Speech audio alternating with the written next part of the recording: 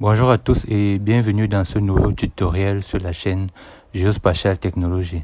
Alors dans cette nouvelle vidéo, nous allons parler de la génération des points le long d'une géométrie. Plus précisément, ça sera le long des lignes. Dans la pratique, il peut arriver que nous voulions générer des points le long des géométries à des distances ou bien à des intervalles bien précis. Donc pour ça, on a des outils de cartographie qui nous permettent de faire ce type d'action. Alors pour ce faire, nous allons utiliser pour cette vidéo le logiciel QGIS. On fera une autre vidéo où on fera le même exercice, cette fois dans le logiciel ArcGIS. Alors mon logiciel QGIS est déjà ouvert. Il faut maintenant que j'importe les lignes. Donc il s'agit de ces lignes.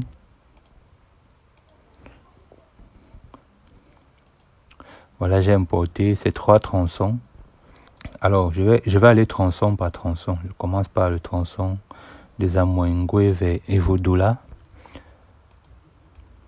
Pour faire ça, je vais utiliser un outil dans la boîte d'outils, ici à ce niveau. Pour activer cette boîte d'outils, il faut venir ici sur traitement et cliquer là. Comme ça va apparaître ici. Une fois que je suis là, maintenant je vais faire une recherche. Je vais saisir point along. Bon, moi j'ai saisi ça en anglais, mais pour celui qui connaît déjà, il sait qu'il va saisir point le long d'une géométrie. Donc en fait, voici l'outil que nous allons utiliser. Donc je sélectionne ça.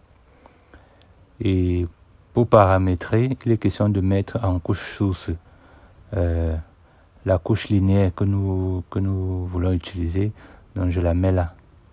Donc, elle est déjà sélectionnée là. Maintenant, il faut indiquer la distance ou bien l'intervalle qui y aura entre chaque point. Et l'unité ici en mètres. Donc, moi, je veux créer des points à des intervalles d'1 mètre le long de cette ligne. Donc, je vais laisser comme il a mis par défaut là. Et maintenant, il me reste plus qu'à mettre le fichier de sortie.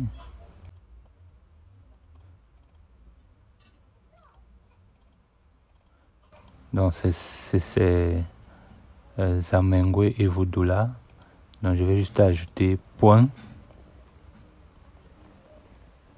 à la suite et j'enregistre. Une fois que c'est fait, vraiment tous les autres paramètres on laisse par défaut. Et maintenant on peut lancer l'exécution de l'algorithme.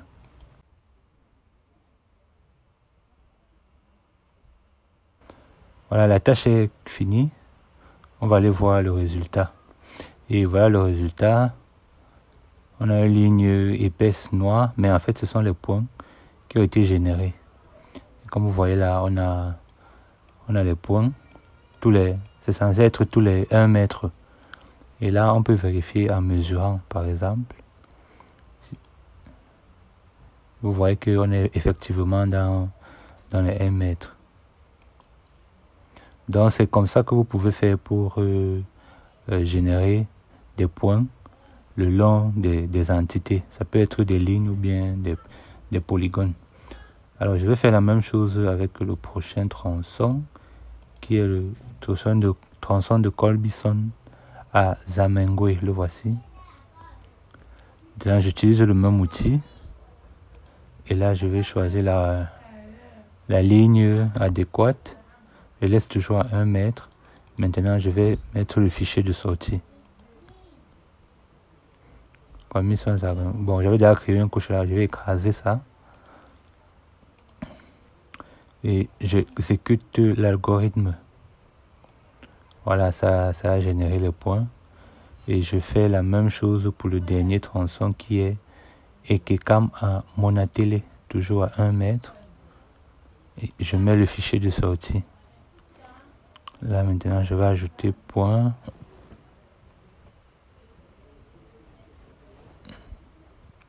Et j'enregistre, je lance l'exécution.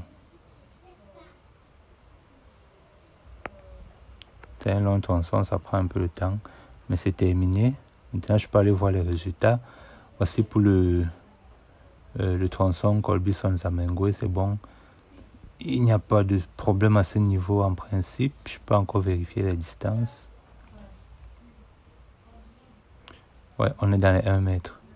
Maintenant, je vais regarder pour Ekecam. Je fais un zoom. Et voilà nos points. Maintenant, je vérifie encore la distance. Là, on est bien à 1 mètre, 2 mètres pour deux points successifs. Voilà, ainsi j'ai terminé mon tutoriel qui portait sur la génération de points le long d'une géométrie. Et je vous ai montré que cela pouvait se faire à travers cet algorithme, cet outil qu'on peut retrouver dans la boîte à outils. Et aussi ils ont d'autres outils pour les outils GEDAL. GEDAL a aussi son outil pour faire cette opération. Et aussi un autre outil là, générer les points le long d'une ligne. C'est aussi un outil qui peut être utilisé. Mais de préférence, moi j'aime utiliser celui-ci. Il réussit toujours les opérations que je lui demande de faire. Je vous remercie d'avoir regardé cette vidéo. Si elle vous a plu, abonnez-vous à la chaîne, cliquez la cloche de notification. N'oubliez pas d'appuyer le bouton j'aime pour nous encourager. Et bien sûr, on attend vos commentaires, vos avis, vos suggestions, afin de pouvoir améliorer nos vidéos. On se voit très bientôt sur la chaîne pour un autre tutoriel.